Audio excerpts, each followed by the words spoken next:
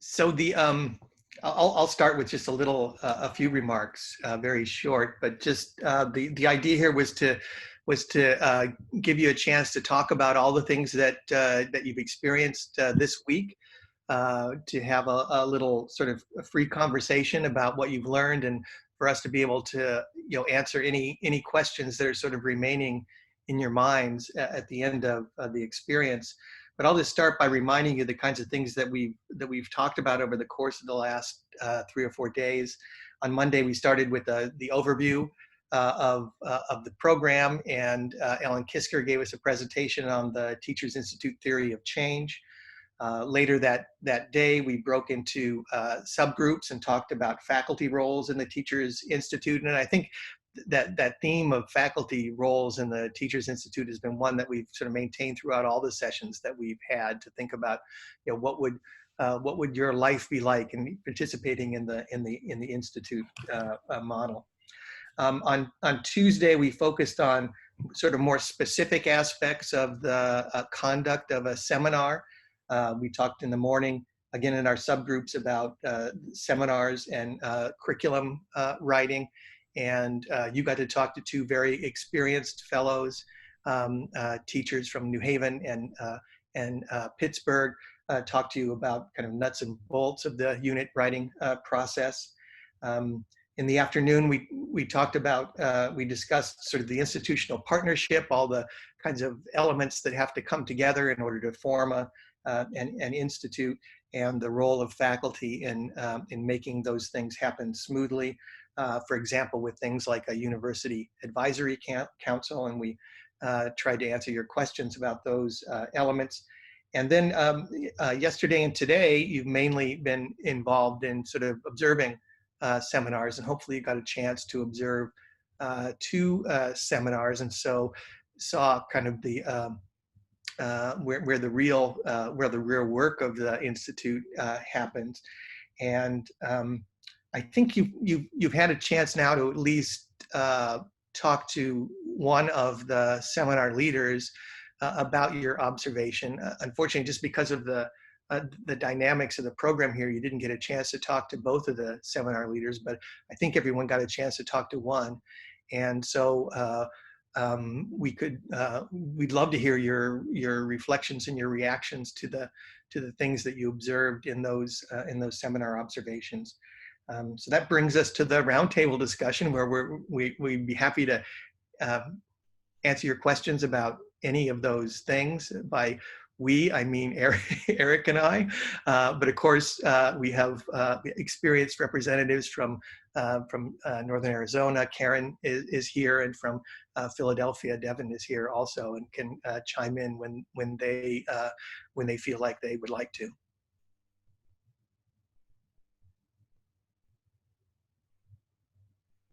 Did I say Pittsburgh when I meant Philadelphia earlier? Cristobal is from Philadelphia, not Pittsburgh. Sorry if I made that mistake. You did, yeah. You're in the same state, but far apart, I realize.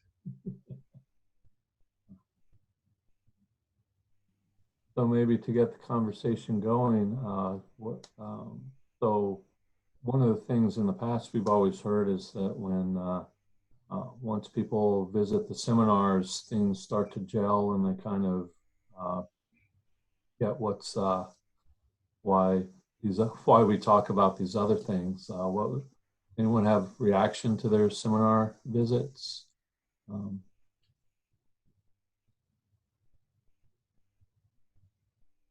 It's just like being back in class. Angie? I just wanted to say that I really liked seeing the role of the seminar coordinator. Is that right? The fellow who works with the faculty member. So I think that, I understood it, and I thought it was explained really well in the meetings that we've had before this, but to see it in action was great. And so I wanted to just say thanks for that. That was a great thing to see. Yeah, a lot of these, like a lot of these things, once you see it, it makes sense, and it's a little bit hard to describe exactly what it is. But good, thank you for that comment.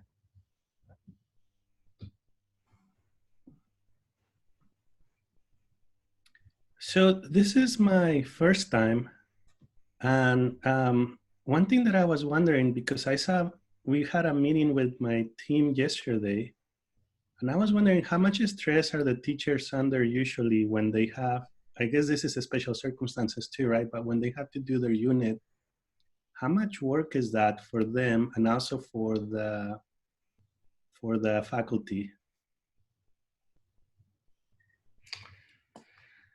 Yeah, I'll start, Eric, and then you can correct me or add to what I say. But the way that the program runs here is different than the way that the seminars run in most of the local institutes, and so I could compare it to the New Haven Institute, where we have the same number of meetings, but they occur in the local institute over a span of many months, sort of once a week for many months. And then the writing also occurs over that length of time. That is, the due dates and things are stretched out. I think that there still is stress on the fellows because we start before the school year ends and end a little bit after the school year ends. So they're balancing a full-time job and they're balancing their lives at home and trying to do this extra work as well. So I think you can anticipate that there's some level of anxiety or stress in every situation. I think that certain aspects of that get heightened in this intensive seminar period, this intensive session, because that timeline is compressed so much. Now they have the advantage that most of them are, at least in a normal year, not at home, and so maybe relieved of some of their usual home responsibilities. Although this year, I'm sure they've got all those, and probably more if they have children that can't go to camps and that kind of thing. So I don't know how that's played out this year, but you might maybe you're picking up some of that from some of the. So I think there's that kind of just stress of doing something at a time when there's lots of other things going on. I think it's also stressful for many of the fellows because this is the first time that we talked about this when we talked about the seminar on the curriculum unit, that for many of them, they haven't written anything like this for a while or maybe ever. And while they have a lot of support, we've tried to create a lot of support for them to do this. It still is an anxious thing because many of them are not that confident that they can write something like this at the beginning. And that's one of the reasons why we have so many kind of guidelines about how the unit gets prepared and so many kind of interim deadlines that we're a little bit inflexible about to sort of make sure that they keep up the progress of their writing throughout the course of the program. Eric, you want to? Oh, that's pretty good. I guess what I would add to that is the second part of your question about the stress on faculty, on seminar leaders, there are, so I guess I would say a couple of things, with regard to your whole, responsibilities. I mean, this is an extra thing that you're doing in addition to your assigned teaching and research and service. So you're taking that on, but then with internally, I guess maybe some other experienced seminar leaders can add to this. But there are certain times, like when the drafts are due and you need to turn them back, within a week, 10 days, where that gets pretty, that's a tough time for me. I'm spending a lot of time then. And what I would say in terms of advice about that is that's why it's important when you're planning an institute and thinking about the calendar, is to think about how the institute deadlines fit with your other deadlines that you have. You can't do that for every single deadline, but in terms of your school calendar and things like that, so that you're not running up against that the first draft is due during midterm week or something along those lines. Any other seminar leaders have advice? Karen? Sorry, a little lag there makes it difficult not to talk over anyone. Yes, thank you. I'll add that it is a lot of work at certain times, as Eric has just pointed out. But for me, it's a different kind of work, and so that makes it a labor of love. I thoroughly enjoy this.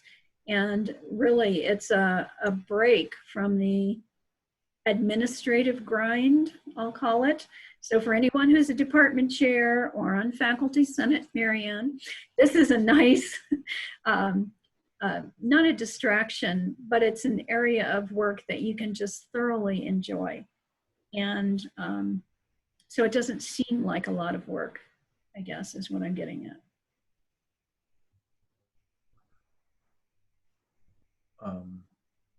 I'll add something about the actual seminar. Sometimes the some of the labor actually is within the seminar itself, because you're often dealing with fellows, and it it's a very collegial atmosphere. So and they bring a lot of experience and different perspectives. So there has to be a certain kind of you have to sort of bring to each seminar a certain energy to let everything kind of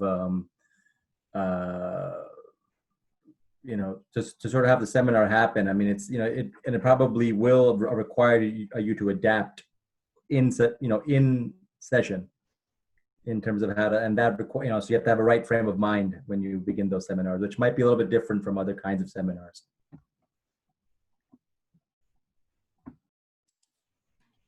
Building on that, the ones I observed, the two that we observed yesterday and today, were just snapshots of how to do exactly that. Both of the seminar leaders did an extraordinary job. And I think it was very instructive to me. I think this is daunting to think about having a group of people teaching from kindergarten all the way through 10th or 11th grade that you're trying to help with presenting material. And I think we're all confident of our subject matter, but the pedagogy of it, is going to be a real challenge. And that's why I think this partnership is really helpful. So I think both seminar leaders that we observed, really, and I'm sure it was true for the others, these are huge topics that you're dealing with: biodiversity and race and racism, enormous topics. And they gave us ways to approach that. They gave their fellows a way to approach that. We got a brief introduction to it. They gave their fellows a way to approach that in a meaningful way for the different age groups. So I think it's really valuable. So letting us sit in on those, I think, was a key part of the experience for me. That's great to hear. Was this the first time you've been here in New Haven? It is, and I know certainly Professor Shapiro by reputation, and it was really extraordinary to see a master teacher like that, a master scholar in action. But yeah, this is my first time, so it's been a great experience. And Professor Quigley and I are hoping to do something back in Pittsburgh to replicate some of what we heard today. That's wonderful. The seminars are why I came back the second time. Before it was all interesting information and I saw it in action, but now that I'm doing it myself, it's so good to go back and watch other people doing it again and go, oh yeah, I could do that. Yes, that's a good idea. I'd forgotten about that, and so on. So that's really why I wanted to come back. The other information I sort of knew, but I really wanted to see those national seminars going on again, watching the seminar leaders and the way the fellows interacted with them.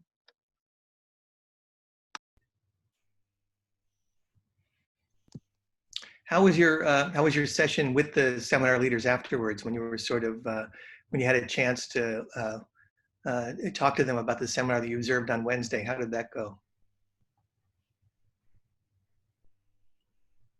So that was sort of a real highlight for me. I talked with Paul Turner, who did the biodiversity And he's taught 8 seminars, and so is just drawing on an extraordinary wealth of experience doing this, but also just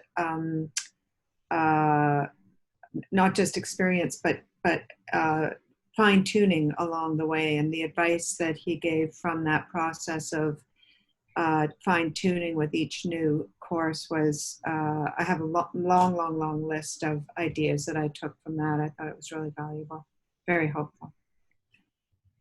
That's great. Did anyone come away with ideas about what kind of seminar, what topics of seminars you might do if you ever had the opportunity to do this at your institution? And do you have questions about how you might adapt those topics from what you might normally teach?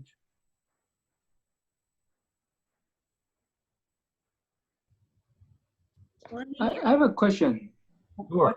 So, hi, this is Sen Chao from San Jose State. So I end up signing up the 2 seminars that totally out of my fields. That was my intention. So I want to know what exactly the other things about.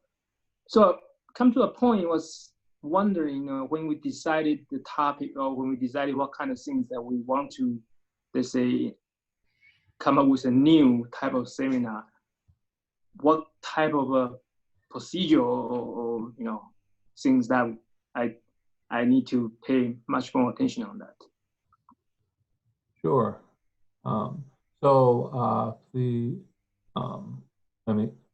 mean, obviously, this kind of thing can be done could be done in a number of contexts. But in the context of the League of Teachers Institutes, it would start with establishing an institute at your, a local partnership with a school district in your school and your university. And San Jose has, is kind of on the cusp of doing that. They're of all the places here without an institute, they're probably closest to gearing one up now. But once that's established, then I was thinking the other day or yesterday that maybe we didn't emphasize this enough, but these institutes are very much teacher-led, and there's a steering committee. And so that canvassing project that or endeavor that I talked about a couple of days ago, where the teachers ask for topics that their fellow instructors want to learn about and bring those back. And then out of that process, the institute director canvasses or solicits from faculty topics and ideas, and you submit a proposal. And then those are reviewed by the director and the teacher leadership group, and then you're invited to do that. But I should say, but that's just the basic process. At least at our institute, there's a lot of conversation between faculty and our director, Trish Hermance, about what would be a good topic if you're doing it as part of a broader impact in an NSF context. How can we mesh those two things, your needs and the institute's needs? And so there's a lot of conversation, particularly with the director, about what good topics would be, or how to present a topic that you might have, but to present it in a way that it's more broadly appealing to grade levels, things like that. And so, it's like most of what goes on in the institutes. It's a conversation. Thanks, Mark and Eric. If I might add some reflections, the experience that I just had with observing a seminar was really helpful, because it gave me an opportunity to see, Professor Shapiro engaged, and he certainly is, as my colleague David Jameson said, is a master teacher, and his lead fellow were managing the discussion. It was just amazing. So that was very helpful. Are there any, I guess, transitional kind of models that you guys could offer in terms of moving from thought to fruition, in terms of establishing an institute at a university? We're thinking about more of a collective model that includes, multiple institutions in our region. So are there any best practices models that you guys would recommend? You have thoughts, Mark? Yeah, I don't. I guess my initial reaction is that the advantages of a multi-institutional sort of collaboration is that you have a bigger pool of people, and finding that core group of faculty members that are going to advocate for this at your institution is critical. So having a core group that's terrific. But I guess the disadvantage of that as a model is that you then have three, however many institutes, you have that many different administrations to convince that this is the right thing, and so that presents a challenge. Now, sometimes those things can be leveraged. Like you say at institution A, well, institution B is very excited about this, and we got to get on board. That can be really helpful.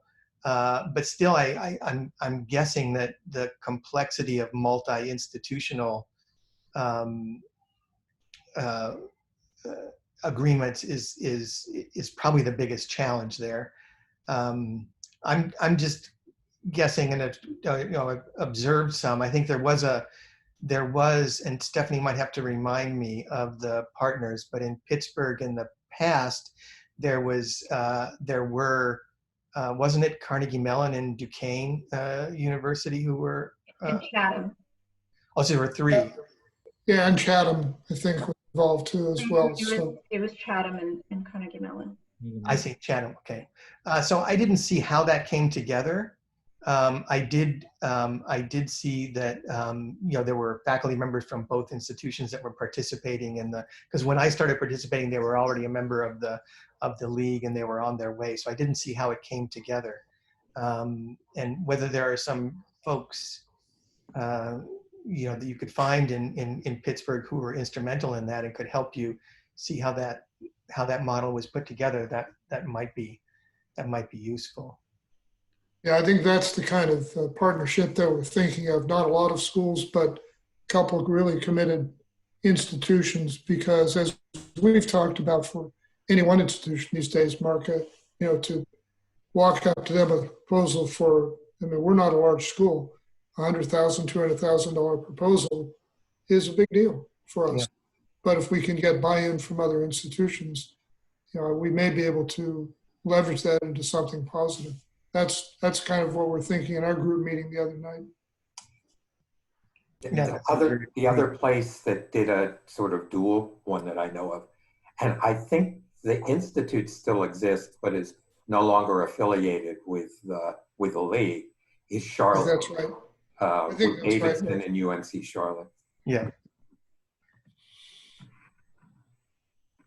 And I would echo what Mark said. I think the chief challenge of multiple universities is at the organizational level, and what's going to be the main campus, if you will, in terms of where the director is located, who the director reports to, issues like that. But the benefits, I'll be honest, recruiting faculty when you have one institution is a challenge. And so if you can draw from a broader pool, and especially if you have institutions that perhaps have different strengths and different disciplines, I think that, from an intellectual standpoint, that's a real positive thing. The situation in Philadelphia is slightly different in the sense that it sort of began with one institution, right? The University of Pennsylvania, and all of the kind of institutional aspects are located there. But it's now expanded to include Temple University, and also I think in hopes of, you know, augmenting resources, not only the faculty but also financial, and also opening up to allow for more seminars in that way. So I think that's another model, I guess, where it's not all collective at once, but you start in one place and then build partnerships to expand it to other local institutions. And if I'm correct, Devin, one of the reasons for that, right, was to get some geographic scope, right, and to move, you know, into North Philly and things like that, right? That's right. You draw from because it not only increased the faculty who are available, but it increased the fellows who are eligible to apply.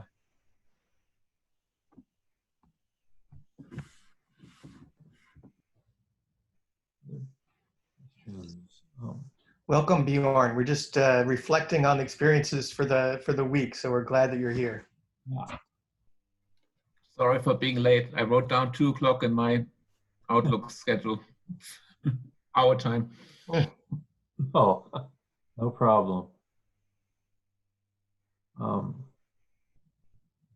going to toss out a question because I'm interested in the answer. Is what struck you? So after 4 days of learning about this Teachers Institute approach, what struck you as, were there any aspects of it that you found hard to understand, or, you know, why it's done that way, or were there things that perhaps made you think that this is more viable than you thought at your institution? I'd be interested in those, you know, kind of knowing where you stand now as to whether this would be something that's worthwhile or not to pursue.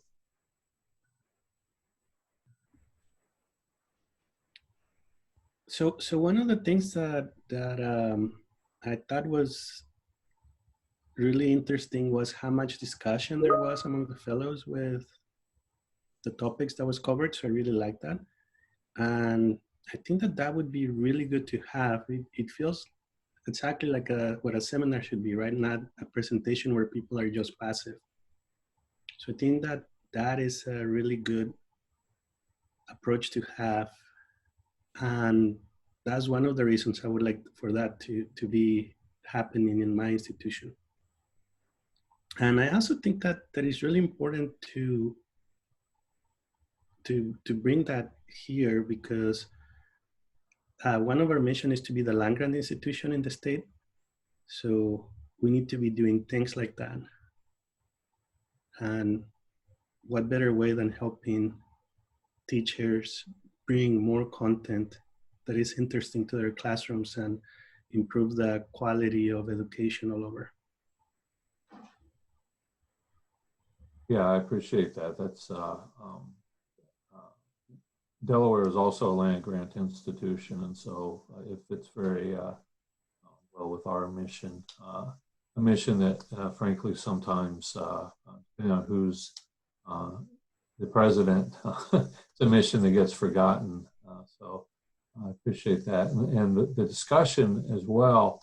I mean, one of you know, when we get feedback from our local fellows, I mean, you know, what do you appreciate about this?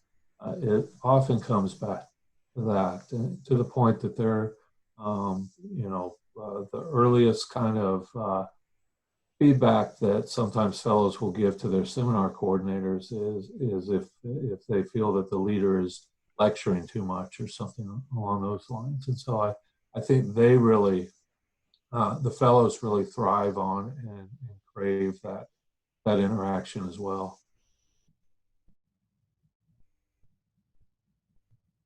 Yeah, I mentioned, Mario, I'm glad you brought that up. And I think I mentioned in one of the sessions that you know, before I'd done this, before I'd had this experience, I'd only taught really lecture classes. And so, you know, what a seminar was and how it could work was new to me. I learned a lot in the first years I did this from other seminar leaders here at Yale, because my inclination was to prepare a lecture and go in and give it. And it's really, it takes just as much preparation, I think, from my side in order to, you know, it's a little bit more advanced preparation, right? You got to, as I mentioned, you got to find the right reading materials. You've got to lay out a syllabus where it's in the right size chunks, and you've got to, yeah, often because you're spending, you know, more than an hour, you might be spending a couple of hours with them.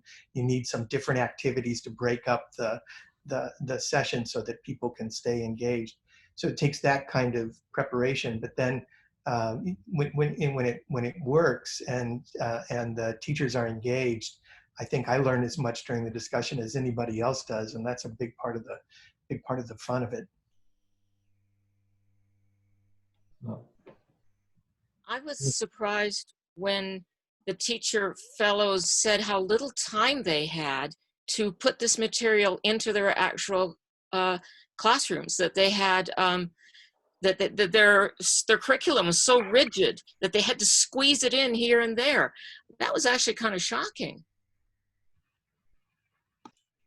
Yeah, and as anyone who's led a seminar probably has experienced, you as a seminar leader, you learn a lot about the public school system, about what teachers do by sitting back and listening to some of the conversations among the fellows themselves. Eye-opening.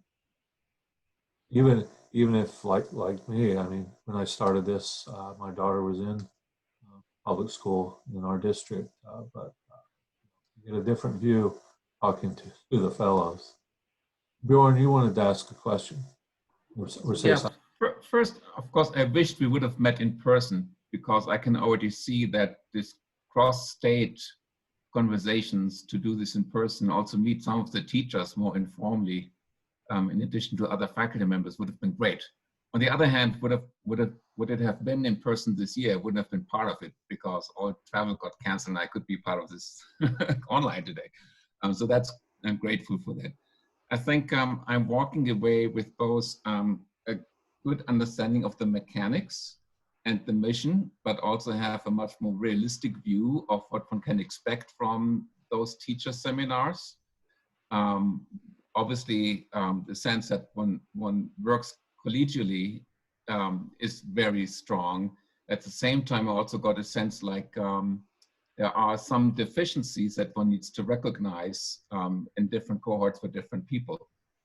What I learned is that some, you know, teachers, some fellows are better prepared to find a topic and others have a hard time finding a topic and then do something that is a little outside of your own expertise. So you kind of have to improvise and do things that perhaps makes me as a faculty member a little less comfortable because it's not exactly what I'm good at.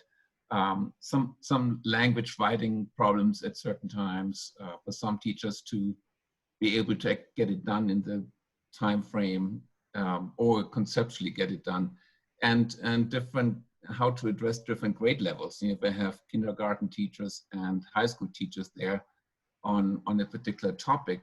I mean, that's not what that we can easily address. So it's good to have heard all of these different perspectives and experiences. So I think I walk away with a fairly realistic, I feel like a realistic understanding of all the issues involved. That's really good to hear. I think you're right. It's a good observation that the diversity of sort of people and interests and preparation and background that sit around the table with you is different in this setting than it is in, you know, my typical college classroom, and that's both, you know, a challenge and an opportunity, I think. But it does take us, so I think, a special style of or a willingness to be flexible, that I'll just say that that willingness is part of what makes it work.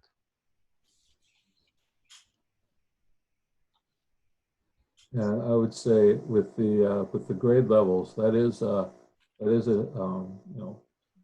that is a unique facet of these seminars.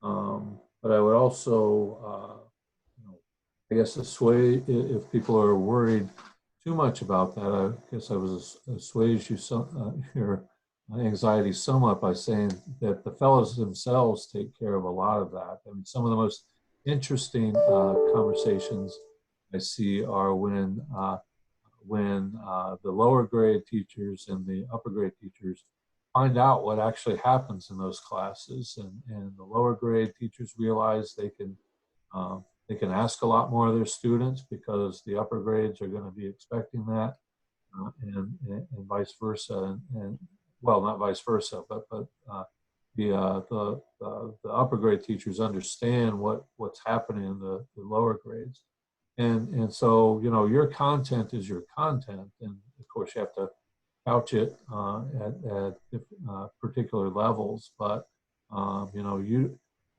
as a seminar leader, you don't have to figure out how to teach your content to a kindergarten class. That's the job of the fellow when they're writing their unit. They're the translator to their particular grade level. There was a hand up. Yeah, Karin has a question, I think, or a comment. Yeah, I wanted to jump on the conversation that's been going on the last 2 or 3 people, just to talk about how valuable it was for me to watch Paul and David run their seminars, precisely because the way they ran their seminars allowed for the teachers, or the fellows, teaching fellows, to speak a lot among themselves about the content. And in the process of speaking amongst themselves about the content, they were really clearly working out strategies for then figuring out how to teach it to their students. So the thing that Paul did was he had a few slides with sort of introductory content, and then he had some sort of open-ended questions that he threw out to the group to get the group to talk through the questions. And the thing that David did was he started out immediately with, okay, so you've all done the readings and you've got your reading questions that I've asked you to get in place. You've got those in place. So just open the floor. Somebody ask one of your reading questions.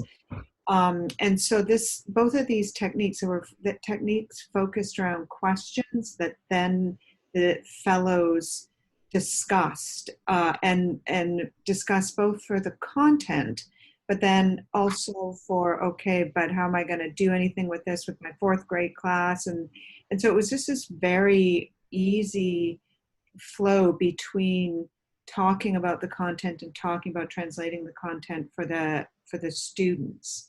And then of course both of them every now and then would spend 5-10 minutes sort of filling in background when it was appropriate, but it was the getting content to the fellows, and then the fellows working through how they were going to then translate it for their music class or their science class or their whatever, at whatever level, was extremely effective. And so I think of all the many things I'll take away from this week, it was the 2 professors' techniques in the classroom that were just so effective in this way. That's great to hear. Thank you, Karin.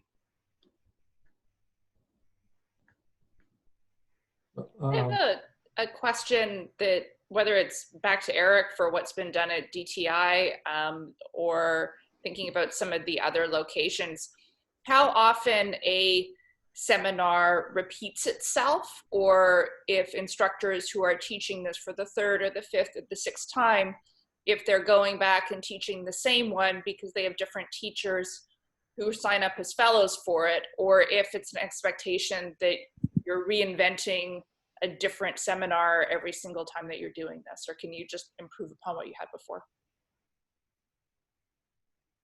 Yeah, that's a great question. And at DTI, it's some of both.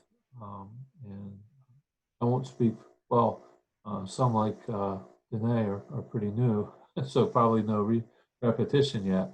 I'd be interested to hear about Philly. But I could say it's a mixture of both. If there's a repeat of a topic, it's after a few years. Because at least half of the fellows are returning. They want to have fresh topics each time. But yes, topics get repeated, and and so I assume you're asking because you'd like to put into practice what you learned the first time around about leading the seminar. And so I think talking to Trish about wanting to do that. What I also see quite often are people leading not quite the same topic, but pretty darn close. I see you nodding your head, Devin. Yes, I've seen that. I've seen both of those where it feels like it's the same course, but it's really something a little bit new. So and also repetition. Yeah, at least a new title for the seminar, but much of the content can remain the same, and a few of the weeks might change, but that would happen with any revision anyway. So yeah, I don't think anybody who's done like Paul, for instance, I know at the National has repeated topics. Paul Turner. He's led a lot of them. So I just comment on the aspect of teacher leadership again with respect to that question, because sometimes I repeated things that have been very close to ones I did in previous years, but it was because the teachers asked for that again, because there was known to be or assumed to be enough other teachers that wanted to be able to experience that particular seminar as well. So that can be another reason for repeating, because the seminar group is relatively small, and the need for that topic might be bigger than that size allows. So so that's something that's one of the institute directors' roles, is to identify those things that have been popular and well done, and or maybe there's a deviation on it that might be really useful to the group of teachers that are asking for seminars in a particular year. And one thing I would say about your topic in particular, Tricia, disaster science, is I'm assuming the examples, right, are going to be different. That there are certain broad topics that are perennial because they're perennial in society. And so, I'm just thinking about the national seminars I've observed or seen the morning presentations on, and there are things like the ecosystem or race and racism. I mean, these are topics that don't go away, so yeah, as Mark says, there's always a new crop of teachers who haven't had exposure to that before. I think Nadine has a comment and a question. Do you want me to read it, Nadine, or would you be willing to share it? I can share it. So I was just wondering, has anyone ever had the case where you've had teachers from different grades, in your group, and they've kind of started to work together such that maybe the kindergarten teacher says, okay, these are the national standards that my students have to meet. This is how we can do that. And the third grade teacher says, I can build upon that and meet the standards that my students have to acquire, and so forth and so on. So you have kind of an integrated type of curriculum that has kind of the same theme overall, but it's, you know, progressing. It's building upon what the students have learned. Now, I realize not all the students are in the same school, in the same district. You know, you're not going to necessarily have the same students in those courses, but has anyone ever seen anything like that, that, you know, might help to kind of focus a curriculum and help the teachers build more of a camaraderie? Yes, kind of like it. Not exactly the scaffolding that you're talking about, or the different levels. But I should say that it would be great if more teachers did that, because I think one of the challenges we have is spreading these units more broadly than just the people who are involved in the institute, and that would be one way to do it. I think I've had two, but I know of one instance where I had a librarian in my seminar, and I don't know that all institutes allow school librarians to participate. I know they can't at the national, but at our local they do, and so I think it was a third grade teacher and the librarian worked on the same topic, different unit, separate units, because each have to do their own. But they worked in concert with one another so that what was going on in the teacher's classroom could then be followed up on with the librarian doing her unit for when the third graders came to her, her class time, if you will.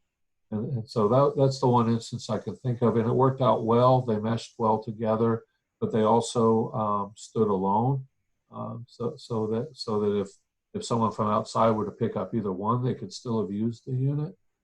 So I think the more of that could be encouraged, the better. Because that's one of the things we've seen with our program, is that we go into a classroom, maybe a fifth grade classroom, we get the kids all excited about STEM careers, and then they go off to the next grade and they get nothing.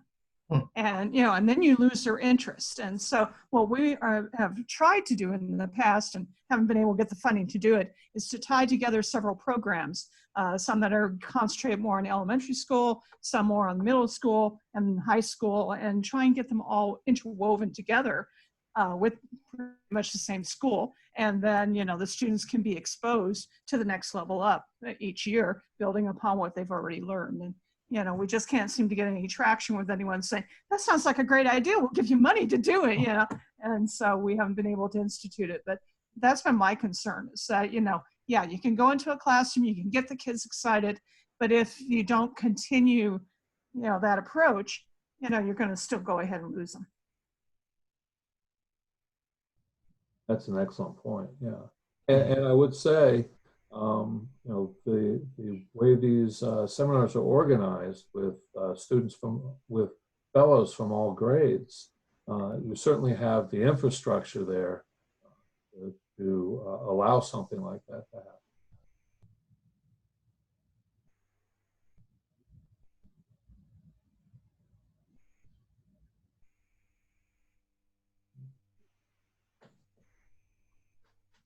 It was mentioned that, I think Bjorn was mentioning that, it would have been nice if we could have more conversation between times. And at our team meeting last night, Tricia and I were talking about that as well. So I guess, I would maybe open this up. I mean, if the veterans, if you will, that is the people who've led seminars, have pearls of, I don't want to put anyone on the spot, but have pearls of wisdom about, what works or how they might do things differently the next time they did that. I'm sure that would be some, helpful to the people who haven't led a seminar before. This has got nothing to do with the seminar, really, Eric, but in terms of the national seminars, that speed dating thing that we did at the reception, slow it down. we just got really good conversations going and really getting to know the other people, and bam, we were in another room. So yeah, slow that one down if you can. And the other thing is, we have a lot of time in between sessions. And some of that's good, we need it.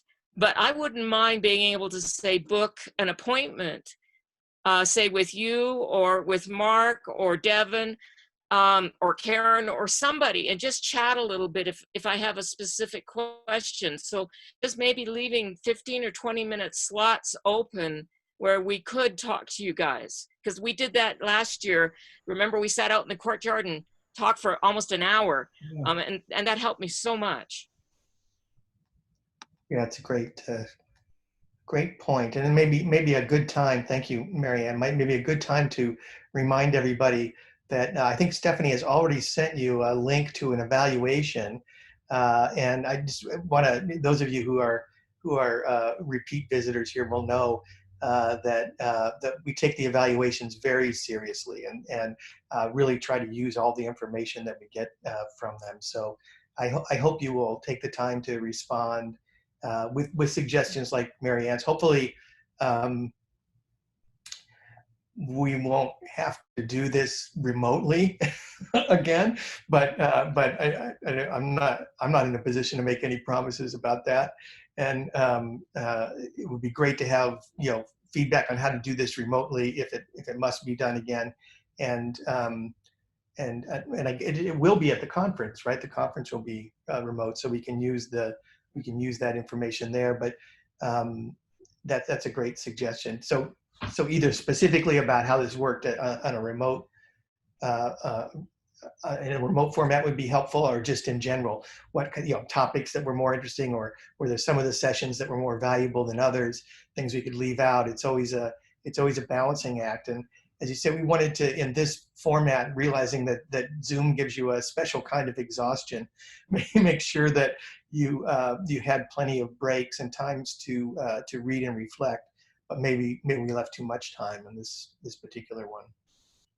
One thing about the survey, I didn't see it in my email folder, but it was in my spam folder. So if you don't see it, check spam.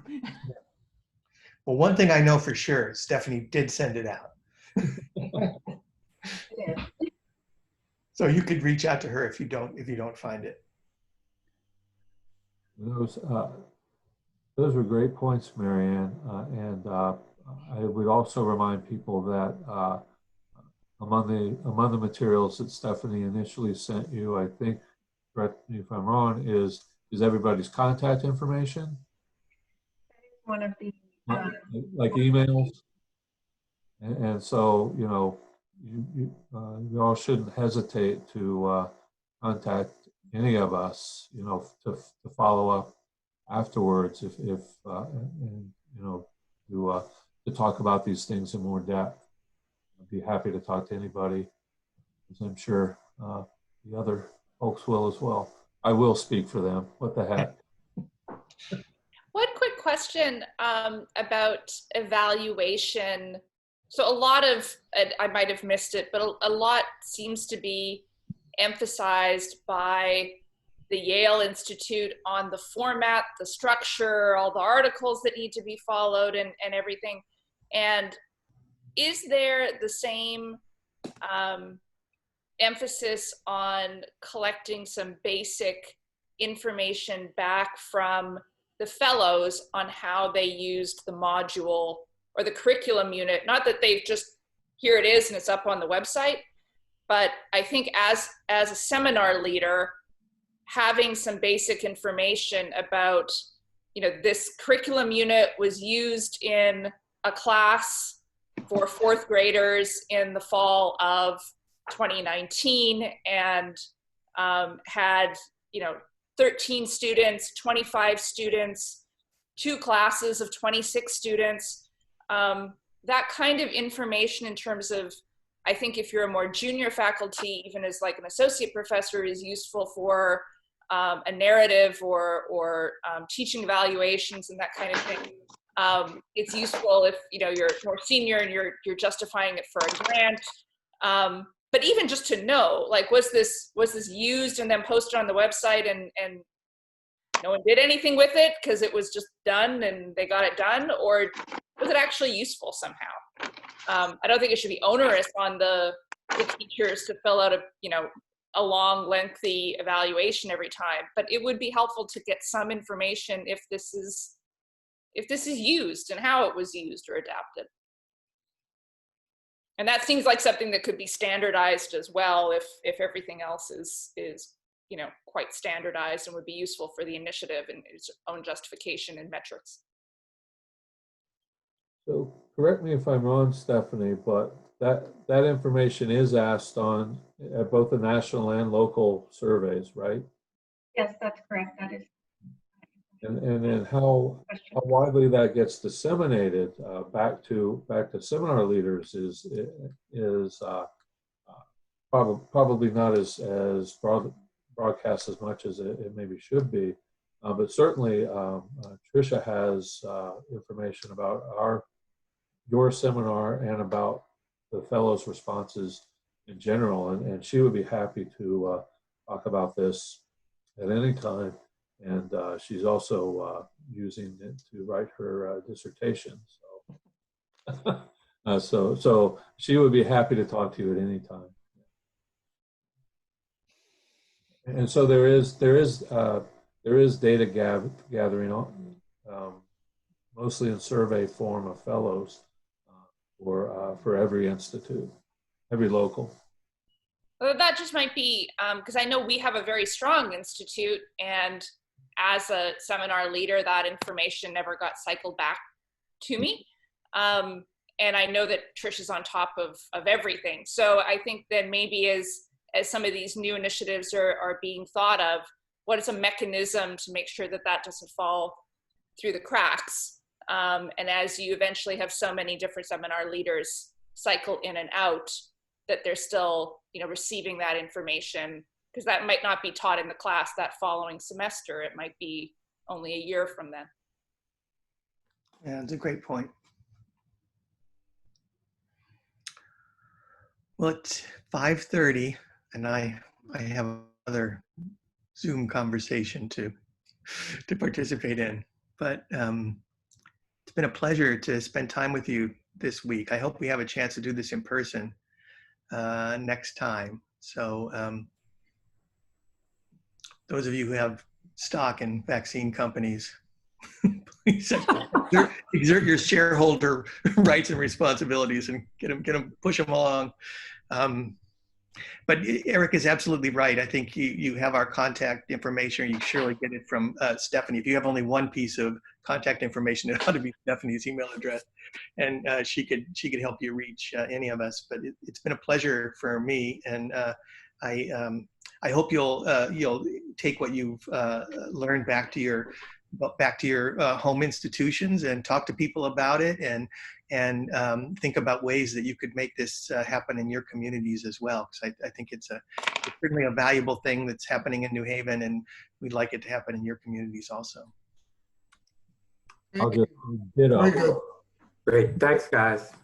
Thanks, everyone. Thanks, everyone. Thank you. Thank you. I'd say safe home, but everybody is home. Take care. Still got to be safe. Still got to be safe. Thank you so much. I mean, this has just been such a great week to be able to talk to you all, especially with everything going on. It's inspired me and